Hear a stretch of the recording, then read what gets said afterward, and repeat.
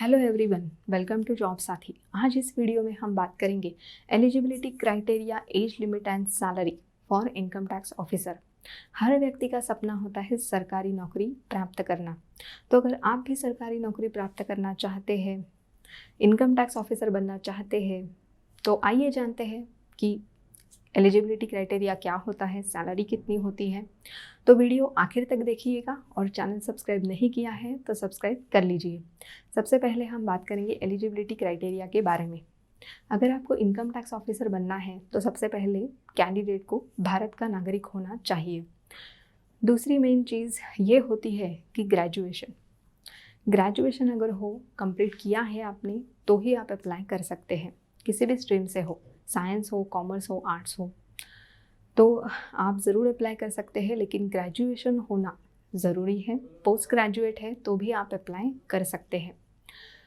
तो ये हमने बात की एकेडमिक क्वालिफिकेशन के बारे में।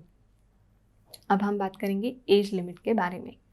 कैंडिडेट की मिनिमम एज 21 होनी चाहिए और मैक्सिमम 27। ये बात की ओपन कैटेगरी के बारे में। अगर आप ओबीसी कैटेगरी के हो तो 3 साल की छूट दी गई है। SC एंड ST कैटेगरीज के कैंडिडेट्स के लिए 5 साल की छूट दी गई है और ओपन कैटेगरी के कैंडिडेट्स के लिए 21 to 27।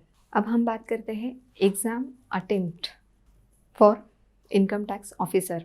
अगर आप ओपन कैटेगरी के कैंडिडेट्स हैं तो आपके लिए 6 अटेम्प्ट्स है, मतलब 6 बार आप ये एग्ज़ाम दे सकते हो। अगर फर्स्ट, सेकेंड, थर्ड, फोर्थ में अटेम्प्ट में आप क्लियर नहीं हो पाते हो तो भी 6 अटेम्प्ट्स होते हैं तो आप क्लियर कर सकते हैं।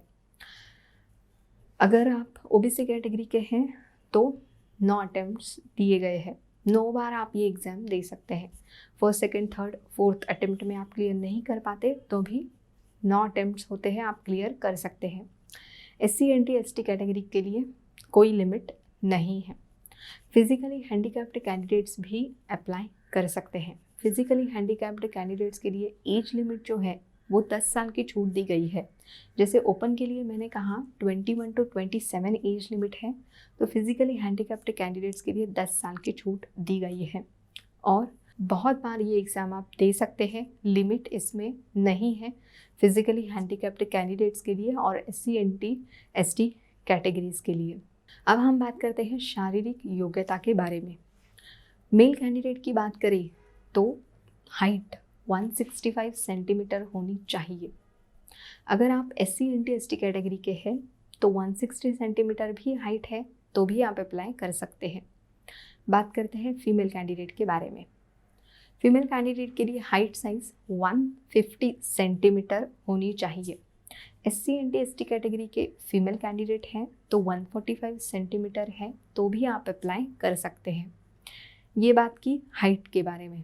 अब हम बात करते हैं चेस्ट साइज़ के बारे में। मेल कैंडिडेट के लिए 84 सेंटीमीटर चेस्ट साइज़ होनी चाहिए और फीमेल कैंडिडेट के लिए चेस्ट साइज़ 79 सेंटीमीटर होनी चाहिए।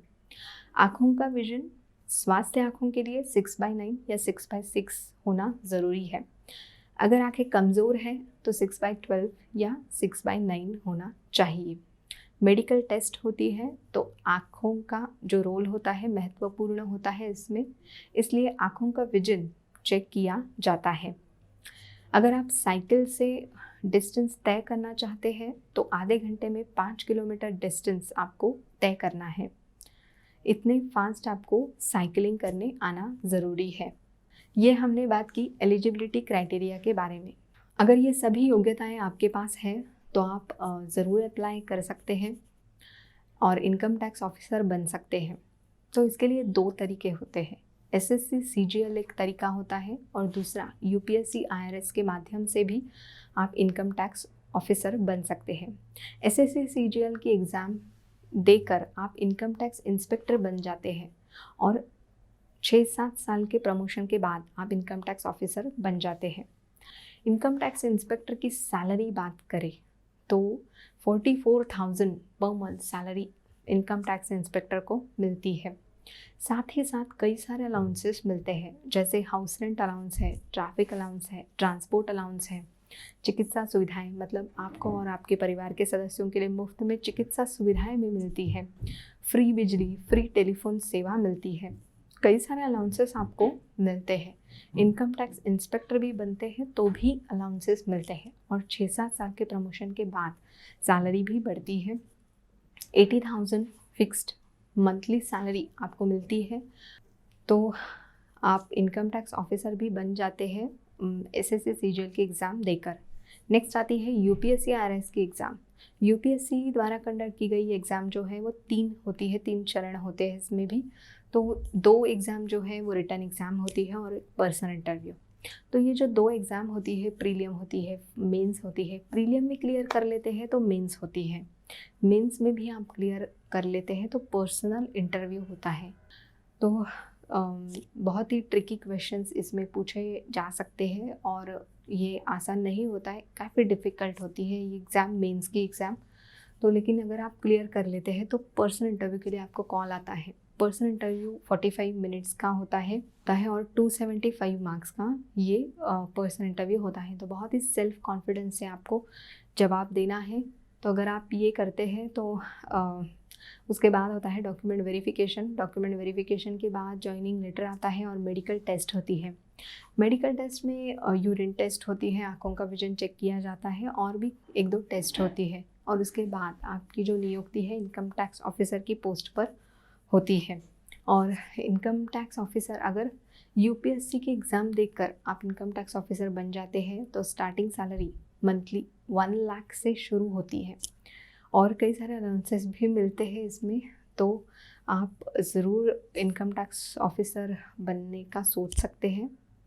तो गाइज़, इस वीडियो में हमने eligibility criteria, age limit and salary for income tax officer इस बारे में आवश्यक जानकारी ली है।